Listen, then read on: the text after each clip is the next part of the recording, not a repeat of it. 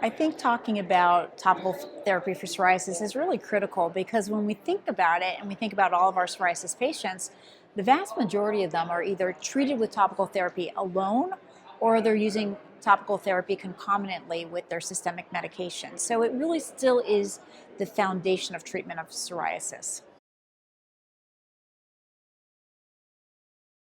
We've really learned a lot about topical therapy, and when we think about psoriasis, topical corticosteroids have been really the go-to. And we use really potent topical steroids like clobetasol for flares. We use maybe triamcinolone cream for maintenance therapy. We use Desinide or hydrocortisone for sensitive areas. And when you think about all the prescriptions that we're writing, and maybe we're using some of the traditional non-steroidals, patients end up with all these prescriptions and they are almost incapacitated by fear because there's so many things to do, they forget what they're supposed to do. So in the end, they end up using their clobetasol indefinitely. And we know that topical steroids, especially potent topical steroids, are not the solution.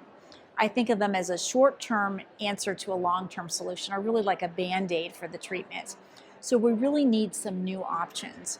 And steroids over time can thin out the skin, but they also disrupt the skin barrier. So they increase transepidermal water loss, and they're just not good for your skin for the long term. So what do we have that's new? We have some non-steroidal options, and we're really excited about the new ones that we have. They've been around for a little while now. Tapinarof, which is an oral hydrocarbon receptor agonist. This works inside the cell, and it's been shown to work even as monotherapy, not only to get the disease under control, but to keep it under control. And the good news with these non-steroidals is you can use it on the face, you can use it on the hands, you can use it on thick areas. And we know that if you treat these patients until clear, you have a durable remission that can last even 4 months or longer for these patients. And then we also have topical roflumilast, which is a phosphodiesterase type 4 inhibitor. And we've seen PDE4 inhibitors in the past, but this one's different. It's very potent. It's a topical, also can be used as monotherapy. Again, to get patients under control, keep them under control.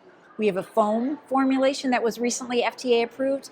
And what's nice with that is there's one vehicle that can be used on the scalp as well as on the body. So if we can simplify the treatment regimen, make it easier to set our patients up for success, I think that's great. And the great thing about these new non-steroidal topicals is that they're really well tolerated. And tolerability is so important because if you give somebody something that stings and burns, chances are they might use it a little bit, but they're probably not going to be really good about treating on the long term. So I think it's a really exciting time. I think that we really need to re-educate ourselves and our colleagues about the fact that, steroids are important, and I'll never say that we should do away with steroids because they do offer great short-term treatments, but they're not a long-term solution. And psoriasis can be a disease of a lifetime. So we really have to have a plan of getting patients under control and keeping them under control in the healthiest way possible.